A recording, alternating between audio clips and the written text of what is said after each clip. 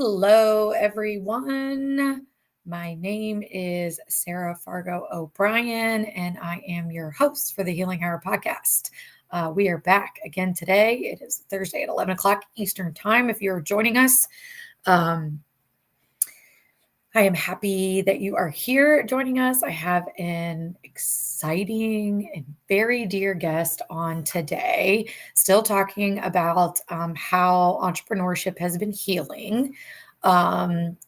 If you missed last week's show, I had Trevor Martin on, and he is a graphic artist and like comic book artist and doing some storytelling, doing some really cool things in his entrepreneurial life. And we talked about how that has been helpful for him. And there he is. Here we go. You know it, my man. Let's fucking go. Like we're good when we're writing, but we got to say it out loud when it's there. It was a great show. Definitely go back and rewatch it. We had a great conversation. I love your energy today, right? You get me going, Trevor. This is good. I appreciate you being here. Thank you for chiming in and being here again this morning. I hope things are going well for you.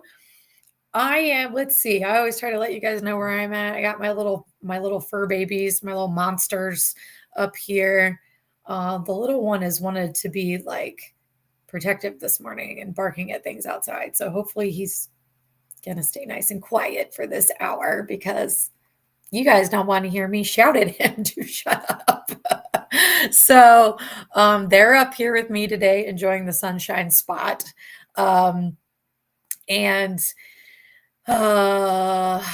think I was kind of gathered around myself this morning. I had kind of a normal morning, went for my walk, had time to get myself ready, had time to get my coffee, and have my Halloween themed things on, right? We're in October. So I think I'm in like a normal spot, but I don't know. My brain is always all over the place before I get started and get talking and get grounded, right? I'm excited that I have Nicole Lewis-Keeber on today. She is one of my very near and dear colleagues, and we get to work together in the affinity group, National Affinity Group Integrate Trauma Informed Network. She does some awesome things. I learned from her. I did my Dare to Lead certification with Nicole. And that's Brene Brown's leadership course. Nicole, amazing facilitator of that course and anything else that she is facilitating. So we are going to hear all about that today. Thank you for my friends showing up. Leanna, who's always here. Good morning, right? And from a chilly Duluth, Minnesota. I hear you. It was a cool, like 42 degrees here this morning. In Virginia. So I can't even imagine what you got going on over there. Sweater weather, right, Leanna? Sweater weather. Of course, Trevor Martin is here. Thank you, my friend. He says, hella proud of you. People need this message. And yes, in fact, always, right? Healing has got to get out, especially now more than ever. And even this week in my, psychotherapy sessions, like folks that have been able to like hold it together for a while are starting to wear down with like everything that's going on. So healing is huge topic. And of course we got Chasen in the house. Hi, Chasen. Happy to see you. Chasen was on my show at the end of September talking about how starting his nonprofit has been healing, doing some amazing things. And Trevor and I get to work with Chasen in his organization in other capacities. So it's pretty cool that we all get to be here together. All right, I'll keep like your comments flowing. I'm going to take my 3 deep breaths, bring up my guest, and dive into today's conversation. So, on the healing hour that we're trying to talk about all topics that are healing. We're specifically talking about how moving out of work for somebody else and into work for yourself is healing. And one of the greatest ways that I heal anything inside or outside of myself is with deep breathing. I use this frequently, like I need it to reset. So I like to start with that just to give everybody an opportunity in their day for a moment to sort of gather themselves, ground again. So here we go. In through your mouth, out through your nose. Try to elongate that exhale. Number 1.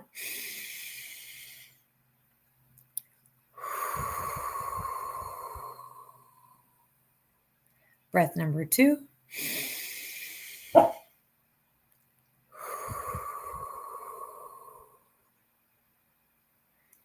Breath number 3.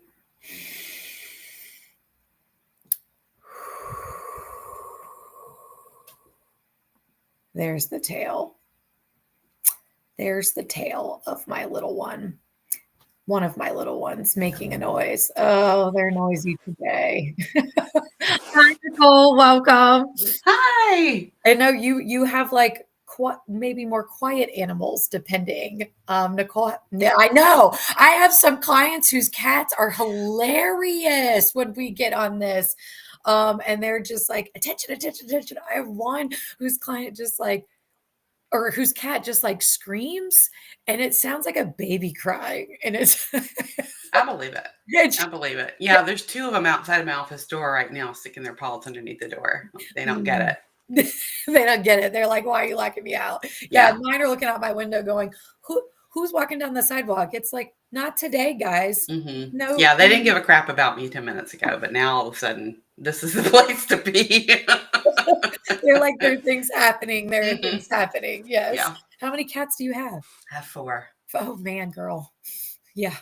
Yeah. Right. 15-year-old boy. And then we got him some sisters because he got lonely when his brother died. So now we have him and 3 1-year-olds. So, oh, gosh. and they're all sisters. So as you can imagine, dynamics. Yeah.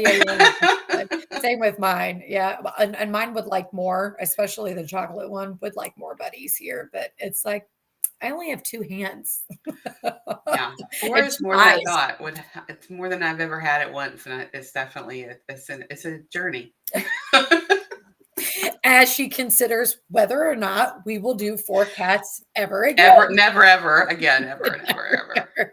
I think 2's my limit too. Like we always talk about it and it's like, I don't even think we can do 1 more. Like that's like a little too much to manage. I mean, I was joking with my partner Jace a couple of days ago and I said, I'm 54, you're 53. And I said, cats, they live anywhere 15 to 20 years if you take really good care of them. I'm like, these could literally be the last cats we ever have. Could be. So exactly. We probably should just we should enjoy the journey. That's right. It's the same. I have a little dog too, my chocolate lab, and then I have a miniature dachshund. And my mother-in-law's dachshund lived to be like, one was like 18 and one was like 19 maybe. So, I mean, he's 10. He could also just be here like another 10 years. We could have him for a while, right? Yeah. Yeah. Well, I'll be in the nursing home together. With the fur babies. Yeah. They got to let them come. Yeah. Well, I'm so happy to have you here today. Thank you for joining me. I so appreciate you being on here and talking about this topic. You are like one of the first people I thought of because this is like what you do and what you help other people do, essentially, right? Mm-hmm. And be an entrepreneur and be healed or step into healing, right? And how those things intersect when they're not working well together, and then how we get them to work well together. Mm-hmm. So I've already learned so much from you. As always, right? I love that we get to work together, even though Nicole and I haven't met in real life yet. One day, she's not far. Where are you, Nicole? Pennsylvania. I'm in Pennsylvania. Yeah, not far at all. Yeah, every time you're hanging out with our friends, you're in the Midwest somewhere, though. I'm like, I know. Come up to Pennsylvania. Come on to the East Coast. Or I'll come down to Virginia. Exactly. Like that's where we need to head next because there's another one of our Integrate folks, Carla Hilbert's in Richmond. She's a therapist here in Richmond, Virginia. So we got 2 down here. So we got to get everybody down here. It's been a crazy year. Yep. So as we dive in here, let me, introduced a little bit, but let me let you say more. Who are you? We know you're from Pennsylvania. What kind of work do you do in the world? Give us the rundown. Yeah. Thank you, Jason, for the compliment on the picture. It was a intuitive painting class I took once because I'm not really arty. But I do love it, though. Yeah, it's layered. I It, like it it. made itself basically. But that's cool. Yeah, it was a pretty neat experience. Okay, so me, I do live in Pennsylvania. I live in Lancaster County, but you'll hear I'm not from here. I'm from North Carolina, so I grew up south of you. um, Yes. Dawson's Creek is in my backyard. Ooh, Joey's house is 5 minutes. Well, it's no longer there, but it was 5 minutes from my house. get out. They're selling Dawson's house for $3 million right now. Um, Wow. that home has been in that family since they built it 100 years ago or more. So anyway, I Wow. digress. But yeah, that's where I grew up. That's cool. Kind of a coastal lifestyle, which isn't really me, which is why I moved north. I need cooler weather. Um, We were so just talking about that this morning. It's cool. yeah, Is it cool where you are too? yeah, it's It's nice super though. cool. It's like It's in the fall. It feels 40s like overnight. fall. Yeah, it's Yeah, like I got my flannel and everything. exactly. Yeah. So it's good. Sweater weather. We're The ready. sweater weather. Yeah. I like sweater weather in North Carolina. You don't get it that often. So my training is I'm a licensed clinical social worker. Um, I was in the mental health field and drug and alcohol, all that, back in my primary 18, 19 years doing clinical work. You name it, I did it. The only population I didn't work with was children, but I did Yeah. EAP support, I was a clinical supervisor of a methadone, That's right. clinic care. So like, there's really not a lot I haven't been around when it comes to humans and mental health. And, I had a private practice as well on the side. Cause we always have a side hustle of a private practice when you have a job with someone else. Because it's necessary, y'all. Yeah. Like, Yeah. I For bet Nicole real. didn't make that much money I as did the not. clinical director of a methadone clinic. I I just did know. not. Yeah, I did exactly. not. And by the time I got a raise, I was so burnt out, I didn't want to stay, and I left. And so Right. I bounced. Same. I hear you. I Same. bounced. Mm-hmm. And after So 18 yeah, years, like that's a long time. That's a it long is. It is a long time, and I wanted to keep working with people. I just wasn't sure how, and I ended up working with a coach myself. I was a life coach that I worked with, and time. kind of had a raised eyebrow about it because I wasn't really sure about the whole coaching thing. And this was like 11 years ago now. Yeah. And I really did enjoy the experience. And I thought, this could be an avenue for me. And so I got trained to do money mindset coaching and jumped into like all the law of attraction stuff. And then I pretty rapidly was like, this isn't really where this isn't the message I want to lend to people. They don't have money mindset issues. They actually have trauma adaptations and responses that they're impacting their money. So that's kind of the journey that my business has been on for the past 10 plus years, is exploring the impact of childhood trauma on the entrepreneurial journey, small business ownership, and most recently in the past 5 years, leadership, after training with Brene Brown and working with her company to provide her Dare to Lead frameworks. So yeah, that's what I've been doing. And I'm married. I have a partner of 15 years. I call him my they them husband, and 4 kitties. Yeah. 15 babies. Mm-hmm. Yeah, 15 years. Me and my spouse are going to hit 10 years this year. Yeah. 15 is interesting, let me just say. I didn't think we were going to make it this far, not going to lie. So yeah, that's a journey all in and of itself. Mm-hmm. Now, is your partner self-employed as well? Yeah, they are from the UK, and so they have always been very much a company person. And so they've literally had 2 jobs since they moved here in 97. We both moved to Pennsylvania in 97, interestingly enough, for other people, but life. And so then so they've just always been a stick and stay person. Yeah. And a year and a half ago, they got laid off from the second company that they worked with. And so they've been doing consulting since then, because they're a DevOps engineer and like an architect, like a enterprise architect and stuff like that. So they've been working for themselves for the past year and a half as a consultant. Yeah, that's different from company work. Very different. I wouldn't say they have the temperament for this, but this is where we're at right now. I get it. I think if the right job came, they would jump. So if you have an employee who's like amazing, genius level, very skilled, and will stay until you get rid of them. That's right. Right. And so, and me and my spouse have that conversation too. Like, he's not self-disciplined enough at work to work for himself. Like, I think he needs. Jace just loves a team environment. And mine needs like the structure, like someplace to go, and you're probably working from home a lot more now when you're not out speaking, and it's the same. And it's like, you just gotta, you got to create a routine that's like, this is work time, even though I'm at home, and Yeah. have some separation from whatever home, personal, and work. And yeah, it's a skill. Like Yeah. it to be an entrepreneur is, I always say, like, there's some hustle. Like you got to want to hustle to some degree, because especially if you don't have like an investor, which you don't, Yeah. I don't. Yeah, We right. Like, don't. We're bootstrap, right? No, it's a high right. We started engagement from ourselves. environment. Yeah, it's a very high engagement environment, even if you're just engaging with your inbox. So, That is a great way to put it. A very high engaging environment. Yeah. I mean, and it's like, you got to want to do it, like, and just keep and stay consistent at it if you want to. And you've been doing your own thing long enough to know, like, there are ebbs and flows, and I maybe have to make some shifts, either yeah. because personal stuff is going on or because professionally, like, this isn't Mhm. working. Like you said, with the money mindset stuff, like, this isn't actually aligned. I'm finding something else is actually it's trauma that's impacting Yeah. their money decisions and those types of things. So cool. So what are you doing most now? Like consulting, talking?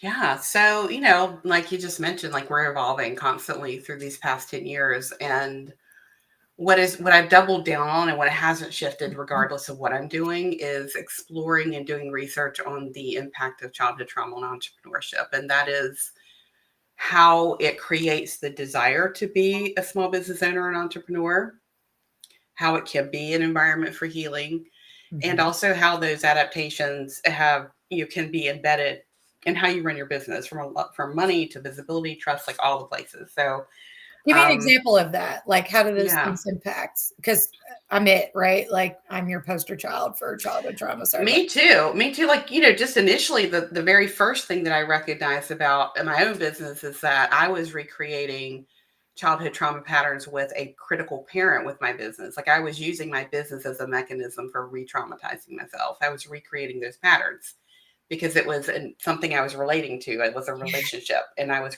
bringing those relationship patterns into it How unknowingly. interesting. Yeah. So that's kind of like one of the things I talk about in my book, How to Love Your Business, is how you can create either a supportive and healthy relationship with your business, or you can recreate, relational dynamics that are not always helpful in your business. And yes, and that you can re-traumatize yourself with your business. It can be a mechanism for that. What were you recreating, like, in the relationship with your business? Yeah. So I was about 2 years into my business, and I was doing fine. Like, I started making money pretty quickly. Yeah. Um, I was doing fine. I was contributing to the household, but every morning I was waking up feeling dread. I had the Sunday scaries, that Mm, I'm like, I did not start my business and take this risk to be feeling like this on a Sunday night again. Like, yeah. this is not what I want. Right. I felt like I was failing, even though there was Mm, no real evidence to support that I was failing. And yeah. I realized that the invisible them, like the they, whoever they are, Yeah. that I was feeling beat. I was just feeling like it's not enough. I'm not doing enough. People aren't Yes. happy. Like the whole old Yes. critical parent narrative. And I Yeah. was Yeah. reading Not enough is mine too, right? Not I'm never enough, doing enough. I'm never achieving enough. I'm never enough. never making enough, like whatever it is. Yeah. Yeah, never enough. And I Mhm. was like, why am I feeling this way? And I was reading Liz Gilbert's Big Magic book, and I recognized in one of the chapters there that if I'm feeling abused by my business, which is what I was feeling like Yeah. I just want to quit. I'm not Yes. happy. I where have I felt this way before? Oh yeah, parent. Mhm. And I recognize if I'm feeling this way, it's because I set up my business to be this way, because no one else is here. It's me. I was business of one. Right. Right. And Right. I just kind of went down that therapy, a hole that you kind of can't not do after you've been a therapist for so many years. That's fair. And I realized, like, I'm recreating a dynamic where I feel like I'm never enough. It's never good enough. It doesn't matter what the data tells me. I am Right. not enough. So I am this relationship that I am building with my business is one that is replicating the one I had with my critical parent, and I can fix that. I can choose that. I can change that, and that's what I Mhm. did. And so then it led me to even explore more, like, okay, so if this can happen with Yeah. my childhood trauma, what else can happen? Yeah. And it's just been a field of study for me since then on how that looks, and the anatomy of a traumatized business that I've kind of learned over the years is that it comes up in a lot of ways that across the board for people: trust, visibility, money, Yeah. boundaries, Oh yeah. That's a great. Yeah. yeah. And your business, like we talk about healing a lot, and your business can be an avenue for growth and healing. Yes. It can be hard, but if you don't know that you're trying to work out childhood trauma and those wounds in your business and through your business, if you're not aware, you're just going to replicate them. So it can be an avenue for healing if you understand what's happening.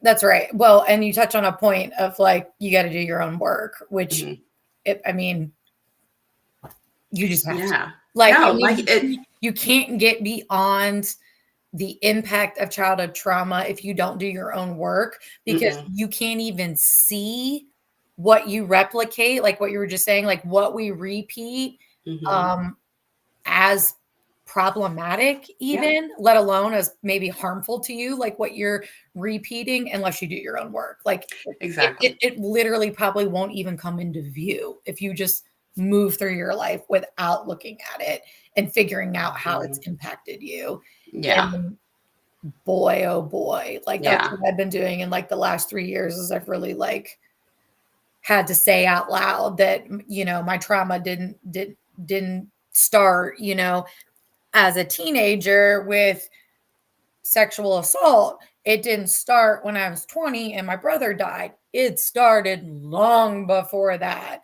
which had me walk right into many other trauma relationships and trauma situations. I would definitely say that I was traumatized and had some toxic work settings. Absolutely. Right. You probably especially with how we work. Yeah. Where we God, work. I can't even imagine what they had going on for you at a methadone clinic. And me and public mental health, right? Like it just is crap. And again, I was so burned out. They gave me a raise at the end and I was like, this literally does not matter at Not all. enough. It's not enough. No, it's literally not enough. No. And so I left, feeling burnt out again. Like, what am I going to do here? A little bit where you said you were, which was like, I like the people part, but this whole system in which I do it ain't working for me. Like it don't work for me. So I need to find another way to do this. And I did. And it's been helpful in a lot of ways. One of the ways is just like not working as much, not feeling as drained, like not having to deal with all the systemic issues and dynamics and having a supervisor. Yes, there are other challenges. I have to make all the decisions myself. Yeah. For my trauma, that's fine. I love to be in control of everything. I'll just do it all myself, which is, I might hire Nicole here pretty soon, because I don't know how to grow from this point a little bit, working on it, but I am one person and there are only so many places I can be present at one time, right? And trying to do things. And so in that way, I do what I do when like, I don't know, anything kicks in. And in the last 3 years too, I've had a really difficult time with my spouse and my relationship, and things have been really stressful. And I have noticed, and I think I knew this before, and I still kind of frame it as something positive, even though it might not be. Might need to dig into it a little bit more. But like, when I am in a real bad way, I go to work. That's it. Like Sarah achieves. I will be a workaholic. Not so much that I'm like not eating dinner, not sleeping, but like that's what I'll do instead of something fun or a hobby or whatever. It's like, I'll just work. I'll just work more. I'll just do stuff. I'll just keep doing stuff, achieving stuff, producing stuff, like whatever it is that makes me feel good. I've done something, and maybe I'm getting some external affirmation and validation, which I never got, right, from my family system, my critical parent. And here recently it's like, oh, I see where I'm doing that. It hasn't been super, super detrimental, but it's definitely a way to escape. Like it's a way that I cope, or just like step out of like whatever emotional turmoil is going on over here and step into something I am good at, or where I feel like I can use my skills, right? Where I can do something and finish something or produce something, or feel good about myself doing something when I don't feel good over here, or I can't engage well in relationships. It's like, fine, I'll just step out and I'll go to work, like which is people, which is so funny. Like I work so much with people, but I've just like stepped out of doing it personally a lot. And it's like, well, whatever, this is work. I can like put on this hat and do this here. But in relationships, expectations are different, you know, and the boundaries are different. And that's where I get into more trouble. But I have definitely used work as a coping or means to escape when things are bad. Yeah. And in a lot of ways it served me well, but I have to be right. I wouldn't be here. I wouldn't have succeeded if I hadn't have done this a lot. Like this is how I did school because it was my way out too. Yeah. Right. Like, and doing well in school and getting into a career of any kind, but one that I wanted, and then doing well enough to like have my own business was my way out of my family system. That wasn't right. It was like succeed, do well in school, get out, get a college degree, go to graduate school, do it, be financially independent. And then you won't need them. And then you can, you know, take care of yourself. Well, here we are 15 years into my career. And only here recently have I realized, oh, that's what we were doing. Yeah. That's what we were doing. Great. You created financial independence, but you don't have emotional support or physical support, right? Or those other things. And so it's hard to balance, like, because I will achieve, but sometimes don't see the impact or not seeing if there's a different way, right? Like this is the way that I know how to do things. So yeah. And it's hard because you would never want to say, hey, Sarah, don't use a coping skill that's worked for you, you know? Right. And you know, this with working in substance use, because it's like, that's the most terrifying thing for them. We take that away and they're like, what the hell am I supposed to do? And it's like, yeah, we're going to have to try some other things that might not feel exactly the same. Or give you the exact same result. But yes, it's been working for you. Exactly. And I think that's the rub when it comes to entrepreneurs, is like, I've never met an entrepreneur that I worked with that didn't have some experience in their formative years where they felt unsafe, unseen, you know, dismissed in some way. And it created a desire to either prove someone wrong, to be in control, to provide their own safety mechanisms, like whatever. Yeah. And it was the impetus for being entrepreneurial or business owner, founder, whatever. And it really worked because, you know, in order to be an entrepreneur, like you have to have a high level of the ability to tolerate discomfort at a very high level, right? And the willingness to be in control and to make the final decision and all those things. And they're great. And they work. But at some point, they don't give you what you were looking for anymore. You know, and people who are overachievers are often looking for safety and security. So it's about finding ways to be safe without having to work yourself to the bone, and also expanding your window of tolerance for that trust, you know, because I see a lot of business coaches will go, you need to go hire someone to do this now. You shouldn't be doing these things. Someone else should be doing them for you. Stay in your zone of genius, you know? And I'm just like, oh God. Okay. Well, I don't even want to answer my emails or schedule my exactly. Like if you haven't like expanded a little bit of capacity around trusting other people, that's going to blow up in your face, and you're going to spend money. You're going to drive that employee crazy and not let them do what they want to do. Like it's just a recipe for disaster. So I'm always just like, figure out where trauma's at in your business, because it is. I've not met anybody that it's not really, that hasn't had some experience that their business is working it through. And let yourself have what you need. If you're looking for safety and security, how do we help you find that without having to work all the time?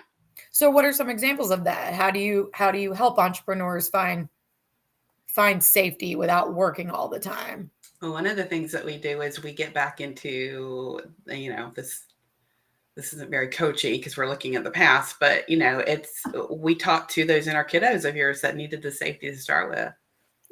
Because if you don't work with them first, none of it's going to work. So we do a little bit of like inner kiddo work of like, okay, who's here? Who needed the safety to start with? What would they prefer to be doing as opposed to directing your business to work 24/7? You know, maybe that kid needs to be somewhere else instead of in the middle of your business or running your boardroom. But until you get in touch with those, you know, former versions of you that created this dynamic, much of the things that you put in place to try and fix it are not going to last. Right. Yep. That's like you got to get to the core, Mm-hmm. right? And gosh, we could just relate this back to addiction too, right? Like you can, what they call like be a dry drunk, right? Or whatever. You can not Mm-hmm. use anymore, but not got to the core.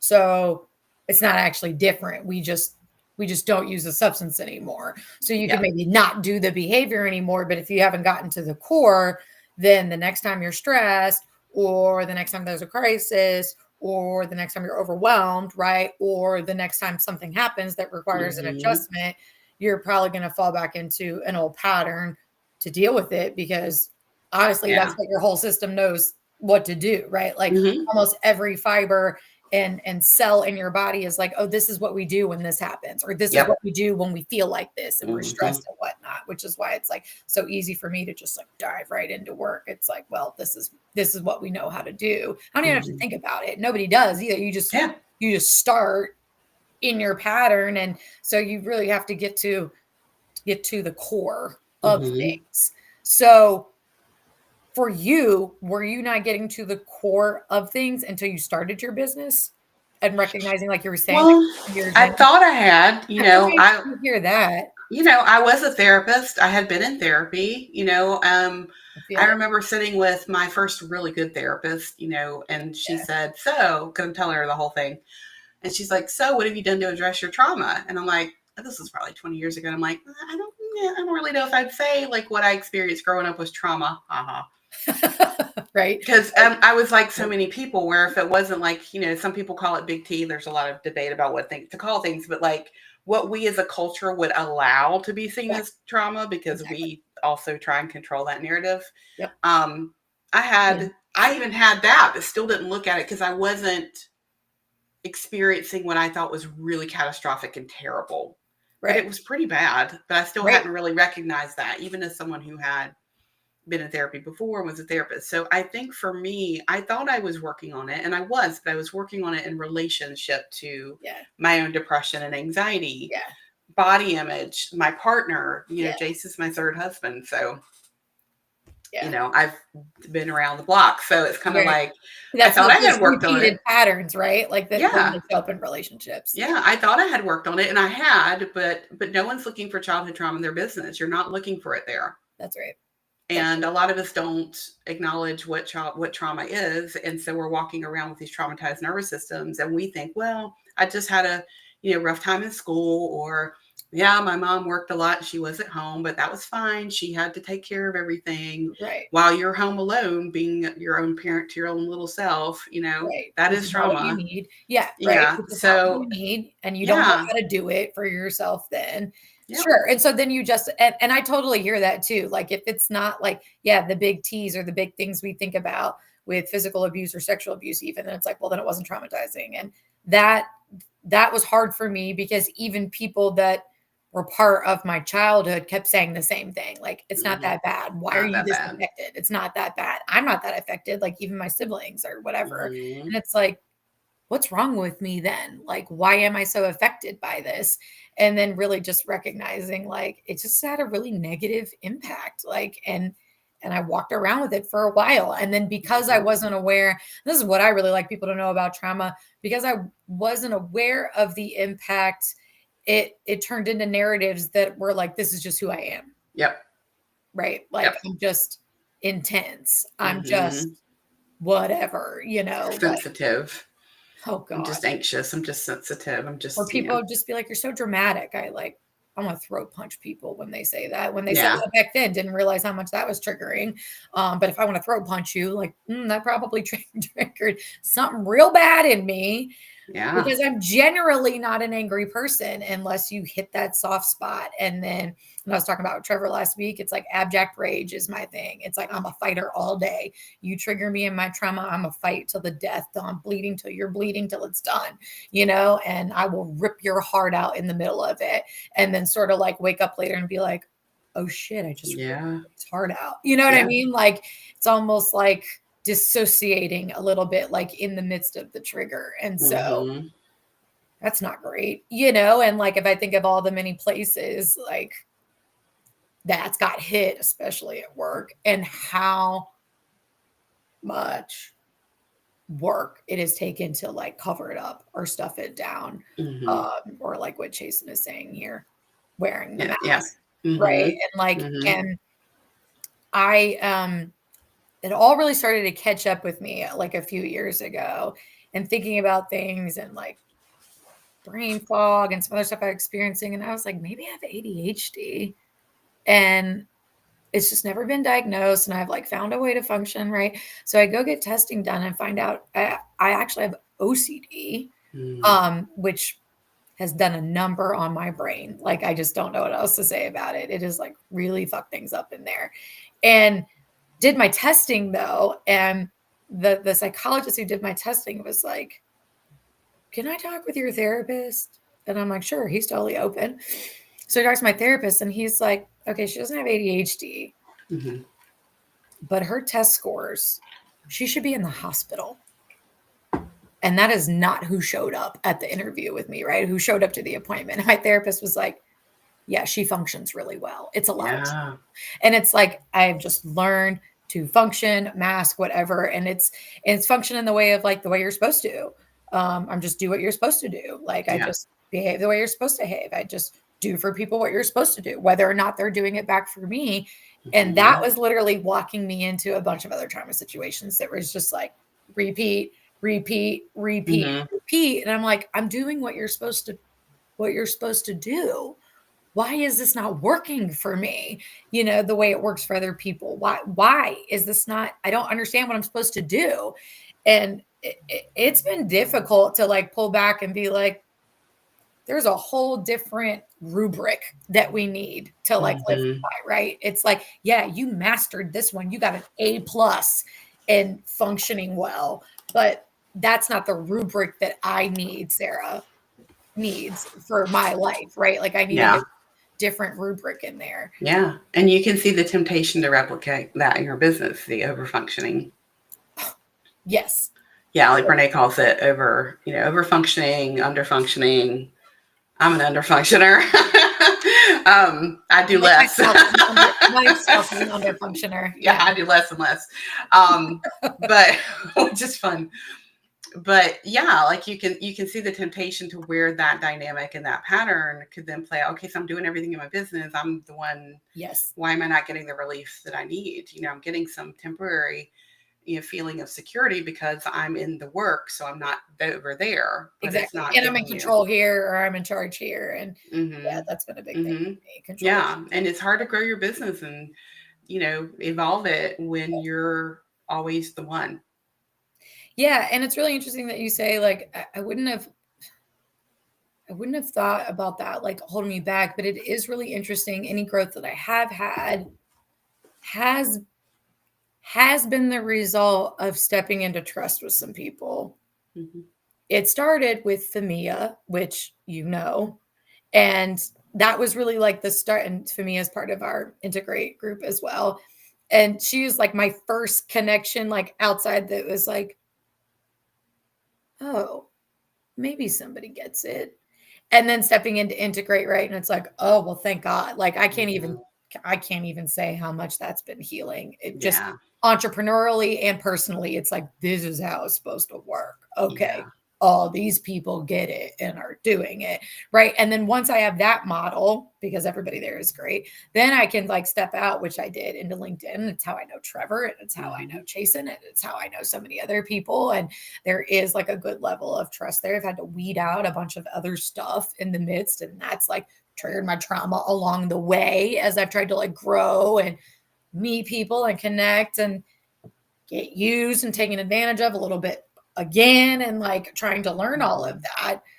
So let's see here, like what do you think about psychological safety at work? And other than people's own childhood trauma, is this why they're stepping into entrepreneurship? In regards to that they're seeking that, and that's why they're starting an entrepreneurial. That maybe their workplace is not psychologically safe, even if they can't say that, like, even if they can't use those words about it. And and you were a therapist for a long time, so if you ever like being like what I tell anybody, the two things that I do work in or hear the most from people that I'm the therapist for are relationship issues and work issues, which are usually relationship issues at work.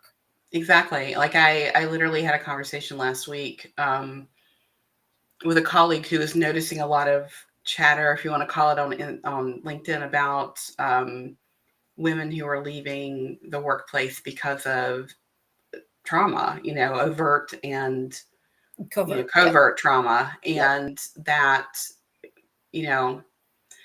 there's so many people that I know who start a business, not because they really wanted to be an entrepreneur or be a small business owner, but they needed safety, and there was no physical, emotional, or any kind of safety at work. Yeah. And so they've been forced into this role of a small business owner or founder without really the desire and like full need that you need to be able to do that successfully. They were doing it to escape. Yeah. Yeah. And so, they're then creating these businesses where there's no trauma, there's no psychological safety for themselves in the business and the people they're bringing into the business, but they're trying to escape these environments where they're not being met with what they need. And there's so very little of it in the workplace, even under the best of circumstances. And I feel like we're just kind of marching backwards right now too. So more and more people out of necessity are starting their own business. Yeah. Right. Like there's like no safety anywhere, like at work. And the other thing that you do is like leadership, right? And some of that is around the fact that leaders everywhere are causing an incredible amount of harm. And it's almost like I wish I knew the progression, because sometimes when they start at the bottom or the boots on the ground, as I like to say, it's not so much that, but then as they move up into leadership, it's like they transform into the same ugly leader that like whatever. And I guess that's just the culture up there. Is it kind of like what we can say is like they adjust to that, I guess, like transform a little bit, like to meet the role. And really we have to redefine the role and like what it looks like. And how we really do. Like, you know that I love Brene Brown, and I love her humanness and her willingness to say, oh, we got that wrong, we're going to come back to the table. Or the research is evolving. And she had a conversation in relation to her new book, Strong Ground. And she was talking to, I think it was a New York Times reporter maybe, and I posted about it on LinkedIn because I was like, hell yes. And the woman basically was saying, what do you think about the fact that, you're talking about vulnerable leadership and, all this courageous and daring and vulnerable leadership. And she's like, we pretty much, the zeitgeist would show that we are swinging very much to another side of things. It's cruelty, it's control, it's power over, like we're kind of moving back. Yeah. And Brene Brown said, I don't give a shit about the zeitgeist. Like, that's not going to change anything that we do. The research is what it is. It shows how people want to be. What works more than anything, really what works. And she said, I don't care about the zeitgeist. This is what works. The research, bears it out. And we just need to keep having these conversations about why that type of leadership, that power over, unaware, falling in step with old paradigms does not work. It doesn't work long term. No, it doesn't. Right. So, and I think, and the more and more awareness and education people have, and I don't know if you've seen this like in the last 5 years since the pandemic, but there's certainly a lot. I'm hearing a lot more conversation just about like mental health in general, the impact of things, right? Trauma with that. And so I guess in that regard, I do think it's come into conversation a little bit more, and maybe conversation at work, that we're not at the place of like changing the way that it works there. Right. But I think we are at the place of like some recognizing it does exist here. Whereas I think pre-pandemic, it was just like, no. Yeah. I mean, I think that people realized how they could have a good work experience by themselves at home.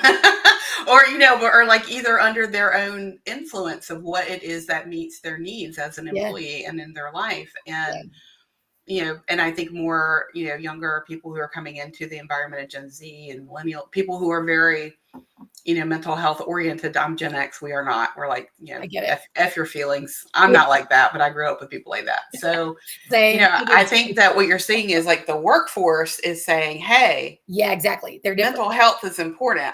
Leadership is still saying F your feelings because they're all still Gen X and boomers, right? Exactly. For the most part. Exactly. But the at large workforce. community of workers are saying this is important to us and we think we should look at it. And I think the other thing that I've been talking a lot about Gen Z and maybe Gen Alpha, they're kind of young, so it's a little bit hard to see how they're going to develop. They're the honey badgers, right? The Gen Alpha. I'm finding Gen Alpha is like not interested in working, and that's why I don't know if it's like we're gonna get there and or whatever. But I see some of that in Gen Z, not in all, like not like there's not hard workers in Gen Z. Yeah. People don't misunderstand what I'm saying there. Yeah. But there I do think it's different, and I'm like in the millennial Gen Y that like grew up with older siblings that were really close to Gen X. So it was still like a lot of that influence, I think, because I started life before the internet age. And so that's just a different life. And so what I'm seeing with like Gen Z and Gen Alpha is like, they're not interested in working the way that we've learned to work, the way that the other ones are like, fuck your feelings, right? Like, but they're just like, I just won't work. I just won't have things. I'll just shop at a thrift store. I just won't drive a car. Like, I mean, it's just, I'll just live at home in this basement. Like it's just, there's not the striving and which is maybe a good thing. I mean, it's definitely a shift. Like it's interesting to see. And it's really interesting to hear about people that are, my age, older to your age, that are like, oh, they're so hard to work with. They don't want to do anything. And it's like, I think they're just not. They're just different than you are. To put up with the bullshit. They're just like, no, it's not worth it. Like, it's just, I just won't have anything, or I'll just whatever, like I'll find a different way. But there isn't as much of that. And I think it's part of that's changing the landscape. And it is like, I don't think they're over-identified with work the way my generation that's is. A great way to put it. And one of the reasons I think is because they have had access to a lot of different identities, with the internet and with all the different, fandom and different conversations, and we're all in our own algorithms at this point. That's right. They've had such an expanded view of what it means to be a human and what identities are available and what to pick on, try on, what's important. I didn't have that. It was go to work, get married, like we just didn't have that. So we over-identified with work. And I think that they don't. Like, there's so many other ways that they see themselves and derive interest and pleasure and, experiences that are not all about work. And wholeness. Yeah. Right? Like you're saying, like identity, like value, like what they bring to the world as a human, whatever human they are, right? That's not work. And I'm with you. Like I'm in the work camp. Like I saw an article the other day, and I don't think I find it, where they were talking about the percentage of, I think it was Gen Z, that are entrepreneurs, but not in the sense that we think, in that they're content creators. They are, you know what I mean? Like they've created their own, a little of that. Yeah. And they make a ton of money. Like they just see the opportunities so differently. And they're not as willing to just say, oh, this is the one way to do it, because they can go, jump on TikTok or anywhere, which I love TikTok, and, create content and make $50,000 a month, so that their relationship to work and money and all those type of different things are so different. That's very different. So I'm enamored. I just think they're amazing. And so many of them that are entrepreneurial. Here's the thing though, they all still have some, none of us get out of childhood, unscathed in some way. And they are bringing a different type of childhood trauma into their entrepreneurial journeys that I'm seeing, but it's interesting, Yeah. But they're more open to it. Right. They're more open to figuring it out. So. And they might be more open to their own work, since they're really definitely more focused on mental health and find a value in that, right? For themselves, like whatever it is, they'll access it more. They talk about it more. Like my young people, right, that are my clients, are like they talk about therapy or whatever. Like there's definitely not as much stigma. That's a breath of fresh air, because they pretty much have no qualms about it. Like, but again, the older generations are still like, it depends on the circle you're in, or like this or that, like if they want to tell people. And I also find that the younger generation is like, I need this hour for therapy or whatever, and we'll protect it. And some of my older clients are like, work. Yeah. And I'm like, Yeah. ugh, I agree. what's the boundary? It's 1 hour, like once a week or every other week. Like, come on, work does not need you that much. Yeah. Like, but they think they do, right? And really, it's not that work needs you, it's that you need work, like that, right? Like you're doing that and not setting that boundary for your mental health because of whatever you're deriving from what you're pouring into work. Very different. Exactly. I always say you are not your business. Like it is something that you are in a relationship with it, but you are not your business. So, if there's anything that you want to change about it, you can. Like you can intend the dynamic that you want to have if you know what you're doing. And they're so good at that. Like they are just so good at that. And I think they're good at like dropping into themselves like a little bit more than the older generations of like, how does this feel? How does this fit? Right. Yeah. I don't like it, or it's uncomfortable. We're going to shift. Now there could be a piece of that that's like difficult for them to tolerate discomfort or things that are hard. So that's something our generation. There are some different challenges there for sure. Different challenges there. Yeah. Right. And like, but we swing the pendulum the other way. We're so good at tolerating discomfort. It's like, we'll just be bleeding and broken, right? Basically. And it's like, oh, this is how it's supposed to be. Yeah. I talked to a group of women a couple of months ago who are a little older than I am, probably like 58. And they had worked in, media, like magazines, like names that you would recognize in the fashion industry and that type of thing. They're like, we just didn't know that you were allowed to not have your boss like throw, their phone at you or like, any, and they were all laughing about it. And I'm like, y'all know how messed up this is, right? They're like, well, that's just what we were used to. We were used to being abused and treated like crap at work. And now, we think it's cute that you want to talk about mental health and trauma and entrepreneurship because we're fine. I'm like, yeah, right. That's like the greatest claim to fame for any of the older. We're fine. We're fine. Right. Even our parents are like, you're fine. We're fine. We did fine. It's like, you didn't do fine. Like you did as best as you could, but that doesn't mean it was fine.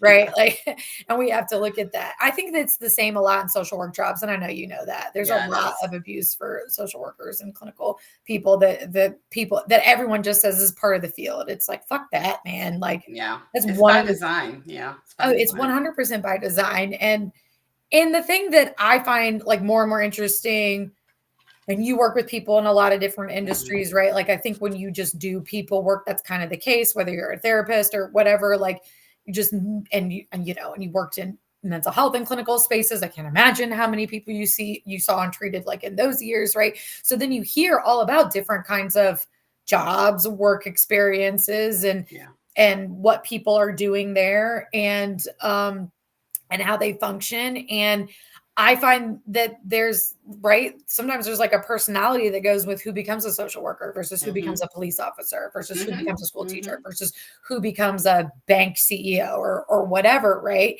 And I think in social work, there's some of that by design, like you're saying, because they also know who's stepping into this and we can do this to these people. I was an abused people pleaser. With a learning disability. I was like prime for social worker. Right.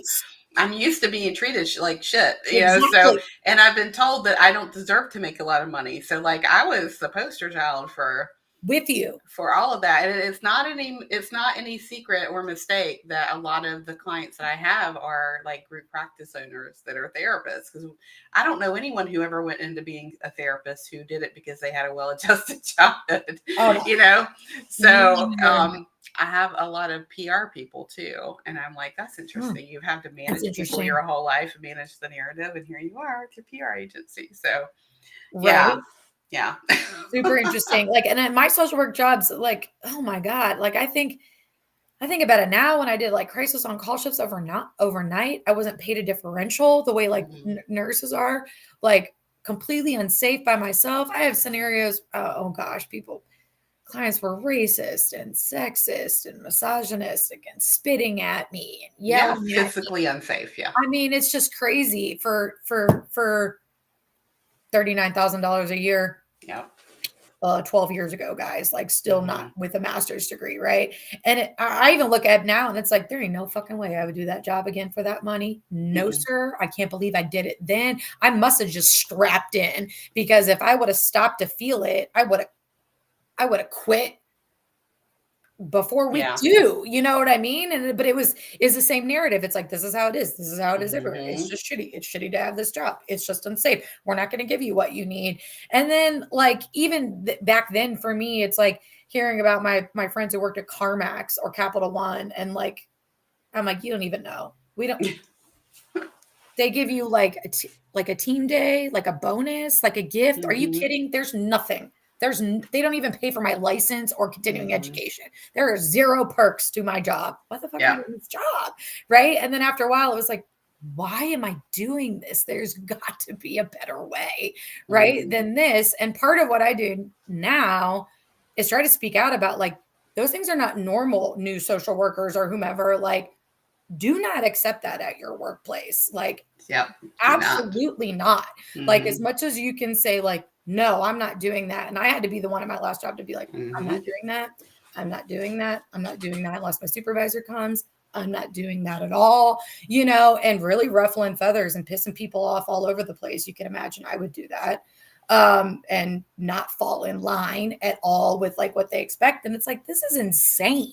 And I drew the line at like real unsafe things. Like, and I did Mm-hmm. plenty of other unsafe things. And it was still like, you're not willing to do that. It's like, are you freaking kidding me? You go do it for the amount of Yeah. money I'm making as well. Yeah. Right? Like, it's a no. Mm-hmm.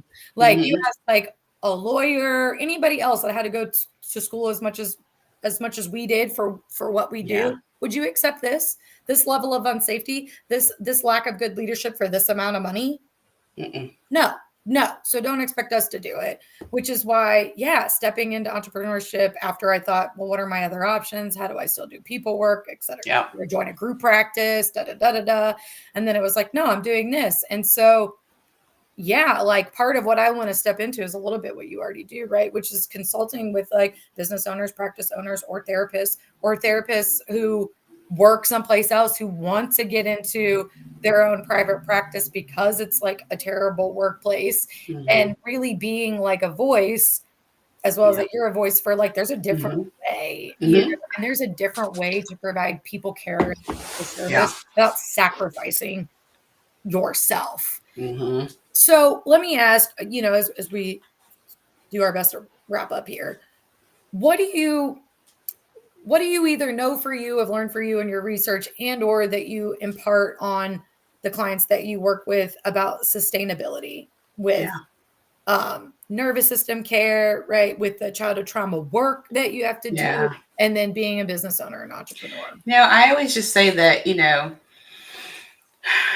people will tell you that your business plan, your marketing plan, that all those things are the most important thing. And they're important, but they're not the most. I work with people on an emotional sustainability plan, and that is the foundation of everything that you do. And it is understanding, first of all, recognizing what type of trauma you've experienced, how it created adaptations that are helpful as a business owner, and ways that it can be challenging. What triggers tend to come up for you on that understanding of, like I said, the anatomy of traumatized business. Like, do you struggle with trust? Do you struggle with visibility? Is money? There's something that it comes up for us somewhere. Yeah. And so figuring out what that is, what your story is, what the relationship you're building with your business is, so that you can pivot and change that. So I know on a week where I have speaking engagements or, something like that, I know I'm going to be really depleted because I'm such an introvert. And so I'm not going to schedule 4 of those in 1 week. I'm not going to do anything super important the rest of that week. It's all about energy management too, and just honoring who you are as a business owner too, not trying to be someone that you're not. That is so key. So key. Energy management, so important. And then not being somebody that you're not. And I think my like meeting of Familia and stepping into Integrate has really like allowed me to be my authentic self so that I can show up that way in all the other parts of my work, right? So that's like in who I am on LinkedIn, on a video, on this podcast, and is the same as the person who like shows up behind the scenes, like in a one-to-one space or in a meeting. Like we all know that, I've said it a million times. You're gonna hear an F word and probably a bunch of other cuss words because that's just who I am. And that was one of the things that was like heavily like come down upon in my other jobs. I'm like, yeah, of course. Yeah. I'm in the city of Richmond doing in-community social work with individuals that are low income and no support. Yeah. It's only going to help. You're going to go in there all tidy. No. No. They didn't last. You know what I mean? It's like in the systems that sucked, the one thing I knew I did have was like my clients like me. Yeah, like we, right? Like I can do this work there by like being myself. And so that was a good thing to know. But then it was just like leadership management. Like I can't be myself. So being able to step in, I mean, I think authenticity, and I talk about that a lot, right, is big on the sustainability and the energy management. Like you just said, you have to know who you are and not try to be somebody. Yeah, and know what your values are, which we talk about, in Dare to Lead. But exactly, know what your values are and showing up as yourself, right? Like, because if I show up all like neat and polished, I don't know, the way I do in an interview, I guess, like for a job at a company, and that's what you're expecting to see, it's like, that's not what you're going to see. It's incongruent, and that depletes energy. Yeah, exactly. It's like, I can only do that for a certain amount of time. And then that's not really what you're going to see, And the other thing that I really like that you talked about, and this is, in my workaholism and like achieving and overachieving perfectionism, have had to learn that, like I would say yes, because I don't want to turn on opportunities that might be good for me, right? Or might open the doors. That's like the way that trauma shows up in my business. That's maybe not the best, right? And I love our group and people like you and everybody is in there, and Katie, Kurtz, who are like real big on capacity and energy. And it has helped me so much to like pay attention to myself. And I love what you said there. That's like, if I have a speaking engagement, I'm not doing 4 of those that week. I'm not doing a bunch of other stuff that week. Right.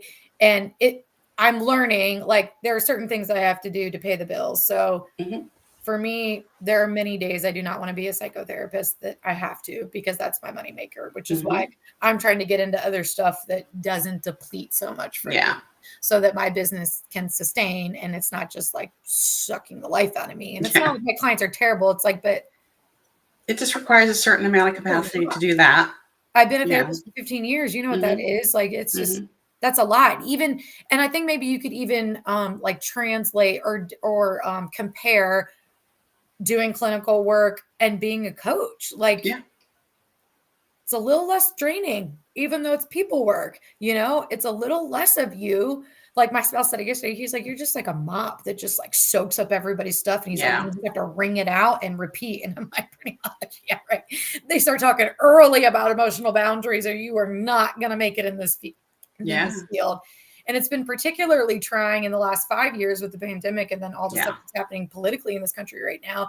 Is you can't escape it. No, it's collective. So the thing my client is talking about is the thing that also impacts me. And before, we had a lot more separation. You're talking about your shitty job or your relationship issues or your trauma that's not necessarily mine, right? And so, but now all this overlap has just like made it extremely exhausting. It is. And that's what I've recognized. So in the last like 2-3 years, I've had to pull back from that work because I don't have capacity for it. And I know, because I've like burnt out before, like I won't be good at it. I won't have good boundaries, and I will hate it. Kind of like you, like I'll have the Sunday scaries and not want to go to work. And there's still some of that, but you understand what it means, like pay the bills. It's like, I still have to like mask sometimes to show up and do that role, but it takes a lot more from me. And I want it to, and I don't want to do that for the next 30 years or whatever of my career. So having to pivot, and some of that is recognizing the energy. And I think even so, the way that translates right in the rest of my life is that that impacts my relationship. And then for Mhm. years, I was, again, just like showing up and doing what you're supposed to do because work is work. And more and more and more, I'm having the conversations with my spouse, and slowly he's getting it. It's like, I'm tired. Like, and I never said that before. It's like after a 6 client day, like I feel like That's a lot. mush. Yeah. I feel like and I do that like 3 days in a row. So Monday, Tuesday, and I used to do it like 5 days in a row. And I used to just be like, okay, I'm here, I'm down, I'm ready. And it's like, I just can't now. And having to tell him, like, whatever you saw me before is gone. It was Yeah. 100% stuffing stuff down. Like, I am tired after these days. Like, it Mhm. is draining, probably Mhm. more draining than what you're doing in a day, just because the nature of it, and really having to explain to him like Yeah. what it takes and what it requires.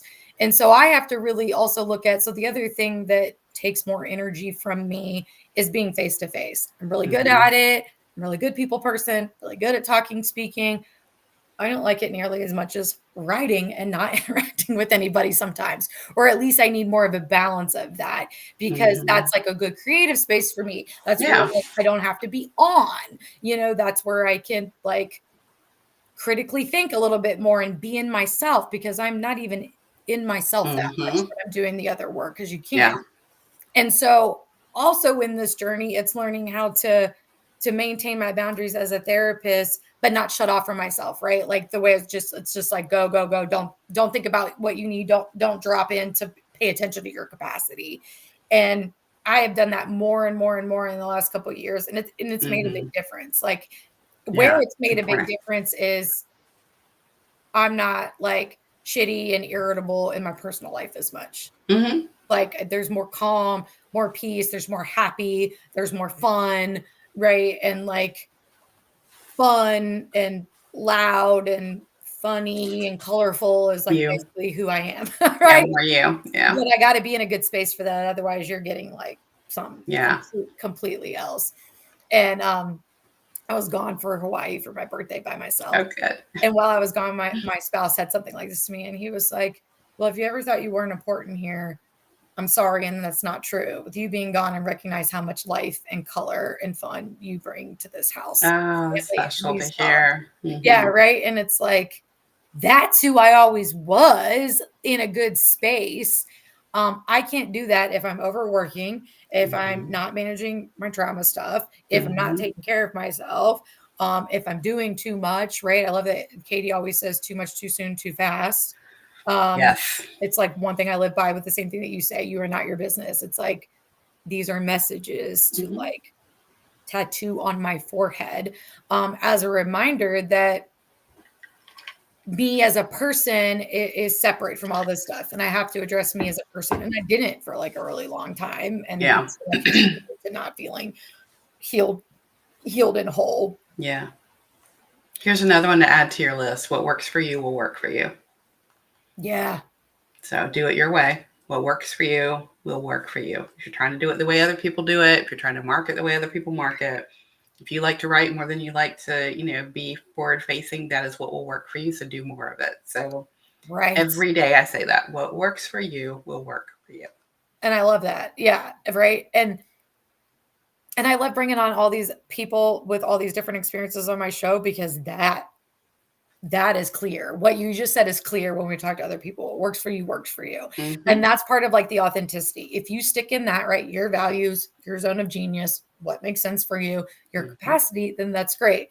And I think that something that Julie says a lot is like if you're doing it the right way, it doesn't go fast, whatever it is, right? Like if you're not lying, cheating, stealing, manipulating to like get where you are, but you're doing it your way, like it's maybe not going to go fast. That's a real hard thing for me Mm-hmm. sometimes. Like I'm ready to achieve and to do it Mm-hmm. right, and to draw back and remember like I can't speed this up if I'm going to stay who I am, right? Like it's not going to.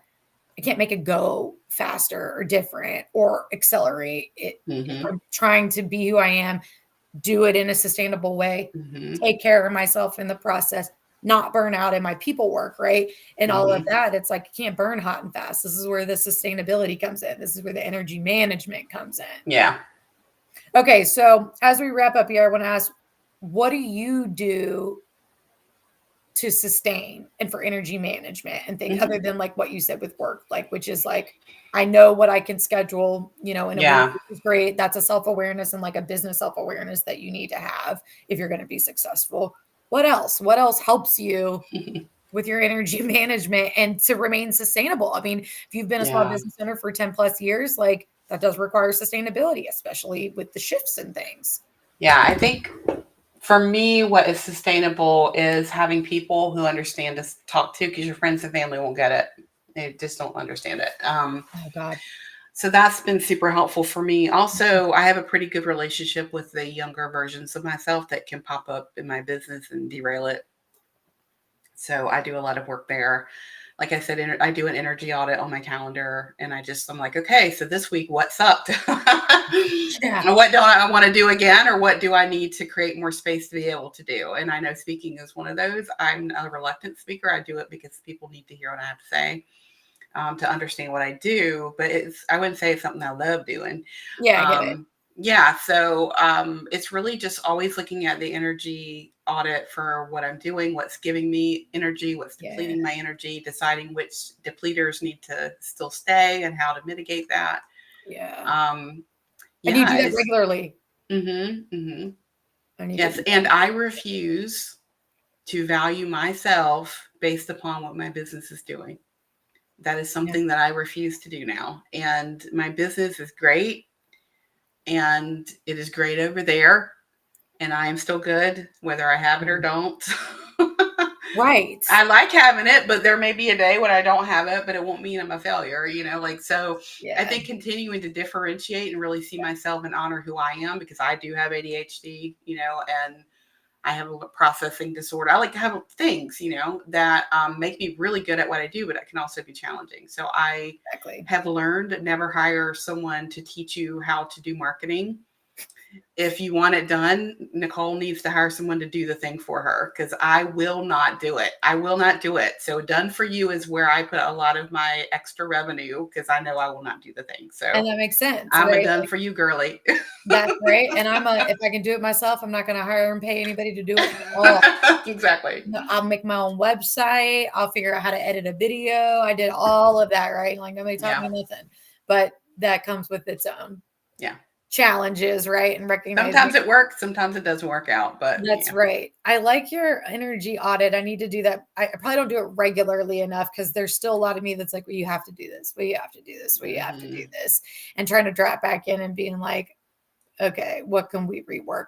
I think I'm in the place like I do that for just a little bit too long before I'm like, okay, we maybe need to make a change. I need to cut this out. I can't do this. Like this person wants me to do this. That's not really has good ROI for me either in terms of energy or money or exposure or whatever it is that I'm trying to get. I'm getting a little bit better at it, like as time's gone on, and I get to learn from all of you awesome business folks in my Integrate network how. And so I'm getting it's like a little bit faster, but I'm still there like a little too long. So it's taken a little too much. And then I'm having to come back from that, which is a lot of work, a lot of energy. Yeah, I think I really like the energy audit. Okay. Yeah. What is one value you live by? Oh, I think like authenticity is definitely one of my values. And I think I've had to really own that, because, what I've been talking about for the past 10 years wasn't something people were open to or were talking about much. So I've had to really lean into that. And also, consent is one of my values. So it influences a lot of what I do with, the work I do with people, either in person, leadership, that I think consent is just not integrated enough into our day-to-day lives. And it creates a lot of, nervous system dysregulation. So consent's an important one to me. I love that. Consent. Yeah. And I agree with you. There's not.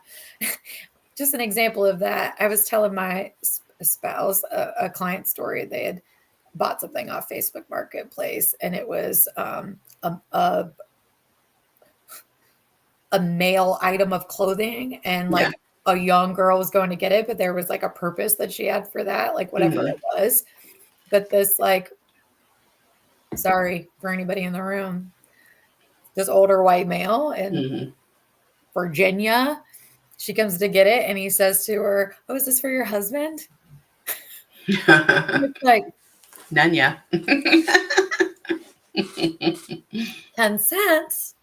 Right. And then I was talking about it with my spouse, and he's like, "Well, I think he was just trying to be a nice old man." Like, "Oh, sweetie, is this?" And I was like, let me stop you right there. Mm-hmm. Right there. I don't know this man. You better not be calling me sweetie. I'm not Mm-hmm. your sweetie. Mm-hmm. This is a Facebook Marketplace exchange. Yeah. Like, do not do that. And it's like, oh God, he really like was like, I don't get it. He's just trying to be nice. I'm like, that's the issue. It's always been that way. And there needs to be an openness to step into something else for you to be able to hear Yeah. that women don't like that. It doesn't. Unearned familiarity. Like Right. there's, It yeah, does no. not matter if you Mm. meant it to be polite. If it did not land on the person as polite, but instead offensive, you can't make an excuse that you were just trying to be polite. You Yeah. gotta listen that that's not working for somebody. Right. And that's some of the consent. And I can't, and I'm sure you've run into that. I can't tell you how many times I've had to just ignore dumb shit Oh God, yeah. that a man has said to me or what he's called me or whatever, because I'm like, that's not appropriate. Like, Yeah. like I no. mean, every time I get spammed when I log on to LinkedIn, you know, or like to my inbox gets spammed by people who I've not consented to be on their list. Like I'm just like, wow, consent's real, people. Consent is real, people. Yes, the value that Nicole lives by is consent. And I could not agree more. And like, we probably have to talk about it more. Like, I'm having this own conversation with my spouse in my kitchen. And it's like, Yeah. I need you to drop in for a minute. Pretend you're not a white male who walked through life like that. Try to think about what it's like if you're a woman or a young woman or whatever, and you hear that constantly, it's degrading, it's demeaning, it's condescending, Yeah. it infantizes us, like it doesn't feel respectful. Like, and he's like, he's just trying to be nice. I'm like, you need to hear the other side of this. We don't need to yell at this old man, but it'd be great if somebody could educate him. And he's like, well, she's just picking up something from Facebook Marketplace. I was like, I get it. It's not her job to educate him. Mm-hmm. She said she came up with a whole story because she knew. She's like, I knew he would just say something. So she came up with a whole story that it was for her dad. I would have been like, I'm making a scarecrow. She's like, I didn't even want to deal with it. I didn't even answer his questions. I just made up a whole story. I went with my story. And I'm like, good on you, man. Good for you. Like, whatever works for you to get in, get the jacket, and get out, right? Like, for whatever thing that you wanted. And I was like, it's not her job to educate him, but dear God, I hope some woman in his life will, because like, you know what I mean? No, it's not her job, but like, that's also like not okay. You know, that's an assumption. That's a judgment. That's like, there's a whole lot there that's definitely not. Yeah. There's ways to be friendly that are different than that. Facts. Yeah. Facts.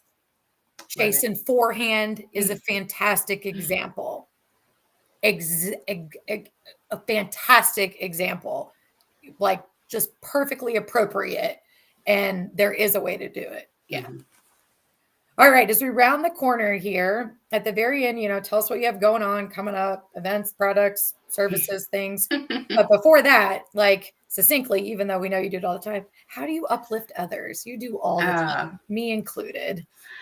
I have pretty big capacity for one-on-one conversations. And so, every once in a while, my email list, I'll just write and say, hey, what's on your minds, or something you're sitting with that you need someone to witness or to, hold space with you or transmute it, like whatever, so. And I can attest to that I try and do my that. Inbox, and she does do this. Yes. Yeah, I do try. Like if I have a little bit of extra sometimes and I feel like I want to use it that way, I will just hold that space. That's awesome. I do try to elevate other people's work. I'm really bad at consistency and being available on social media. So I try. I'm not the best at it, but I do try to uplift other people's voices. And I think that just creating the ripple of founders and entrepreneurs and small business owners who lead differently is how I uplift too, because it doesn't have to be that way. And so that's my commitment.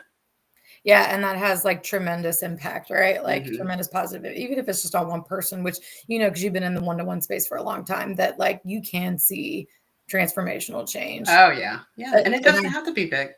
No, but things. But you can see it, and you see people you see people get there, right? Or you see it click, or you see like life working for them, or whatever it is. They feel peace in their nervous system as they move through things. And that has tremendous impact, right? Like we're doing the work to heal and wash over with new water, like all the stuff that people have had, right? And there's just not enough voices for that. There truly aren't. So yeah, go get your woohoo crew. We all need people who celebrate us, and so or your square squad or whatever. That's right. You want That's to call right. it. Yeah, I love your woo-woo crew. That's my favorite.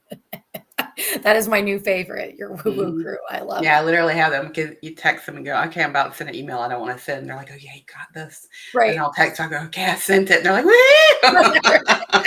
Because that shit's hard. Yeah, you're right. Like, I needed that. Yeah, thanks for that boost. I totally agree. Love that. Trevor Martin's one of those for me. That's great. Yeah, he steps in there and is like, get it, do it. Yes. All right, what do you have coming up? Like what's on the horizon for you? Maybe either the rest of this year or early next year? Like, what are you offering? What are you doing? Yeah, like, so I don't know. I love it. I know, right? So I'm looking at, I'm really involved in a big shift for the Dare to Lead work. So I'm kind of involved in that right now. It's taking up a lot of energy because I will be doing some facilitation and coaching for Dare to Lead through the Better Up platform. So that's been a real big focus right now. And I don't know if other people are seeing this, but people like the people I work with are really struggling to make decisions about money right now. And so I'm kind of looking at pivoting some of the stuff I do. I'm going to be adding office hours as opposed to, longer coaching packages. Like I feel like people just need some time with me. Yeah. And so I'm trying to make that a little bit more accessible. Okay. But what I'm really focusing on in 2024 is getting out there and doing, Dare to Lead type focused workshops and keynotes and that type of thing. Because I want to reach as many people as I can, because again, that's capacity management too. Yes. So yeah, I don't have a program you can sign up for right now. I do have a free gift for you all that you can download, but it's check it out. You yeah. get a book too. So Yep. I know that they've been making, are you going to be able to continue to teach Dare to Lead? Is that going to continue on? Yeah, we'll probably do another cohort in the spring where we can take people who want to become Dare to Lead trained professionals. We'll probably do another cohort in the spring for that. And then are you going to have to move into different Brene Brown stuff? Like, are they, as I know you'd mentioned somewhere else before, they were shifting some Dare to Lead things, but. Yeah, what they're doing is now, if they're a company of, I think, 5,000 or more, the facilitation will go through Better Up because they bought the IP for Dare to Lead. But thankfully, what they have finally said is that, we as facilitators are still able to offer open enrollment and do facilitation in certain types of environments. We just have to kind of run it through them and just make sure there's no conflict. So that's great, because we were really worried about that. So that's really great to still be able to do that. So I'm excited. Yeah, I didn't know that was like the development with that. So I thought you were going to be able to do it one more time and then have to shift. Yeah, so it's cool. That was an answer last year. Yeah. Yeah, so it's just a different container kind of. And new curriculum. Like, we're going to be getting an updated curriculum as well too in the new year, I think, based upon the updated research. So everybody who's been through our trainings, we're going to do an upskill for them too. So. Oh, that's cool. Yeah. Yeah. Right. And I love it that that's part of what we do, and part of Trauma Informed and elevating this work, and others, is always doing our own and always learning, right? Like it's not an end. Katie also says this, right? Like, it's an evolution. It really is. It's not an end point. And especially when we're in people work, like it's changing, right? Like, there's new research and new things that we're learning all the time. And so, at some point those things have to become applicable, and we have to be put them into what are doing. Yeah. So there is no there, right? It is the journey. It is the evolution of the work. And for me, I always tell people, if you want to get a sense of what I do, get my book. It's $9. If you get the hard copy, it'll give you a really big introduction to the work I do. And, I have a free, on my website, a trauma and entrepreneurship assessment that you can take for free. That'll get you on my list. So if there's anything coming up, like with Dare to Lead stuff or any offers that I have, you'll already be there. Cool. So what's your website, Nicole? Nicole.lewis-keeber.com. There you go. Guys, go check her out. I appreciate all your time this morning. It's such wisdom. I love the emotional sustainability plan and energy management and your energy audit. Like those are really good. And those are good terms for people to like hold on to. I appreciate all your time and learning from you. And Thank you. I feel like there's so many topics you and I could talk for hours about. So that's always fun. Literally. And as you were talking all about your early career, and I was like, oh yeah, I forgot that we like did the same damn thing for a while. Yeah. Then I'm with you. I don't work with kids either, which is a whole different kind of thing. But I was like, oh yeah, that's right. Not kid people. I remember why you guys are my people. I remember why all of you guys are my people. Yeah. Yeah. It just feels at home, right? Like we're just having a cup of coffee and hanging out. So I love it. I appreciate your time. Well, thank you for having me. I loved it. It was You're fun. good. And thank you for everybody who was engaging, Jason. Yes. And you know Trevor. that you guys can always watch the replay on my YouTube channel, just YouTube/@timelesstherapist. Nicole, you can go there and get the link, put it on anything that you want. Next week, we have another Nicole. She goes by Nick. Nick and Jai Galindo coming on. She just started her publishing company like earlier this year. She'd been in corporate world for a long time with some bad experiences. So that's also going to be a really cool and interesting story, right? We have people in different kinds of entrepreneurial businesses, but the reason they've stepped at them is a lot of exactly like what you've talked about. We got trauma and we're working it out here. So check out Nicole's stuff, find her on LinkedIn, guys, and I'll see you next week at the same time.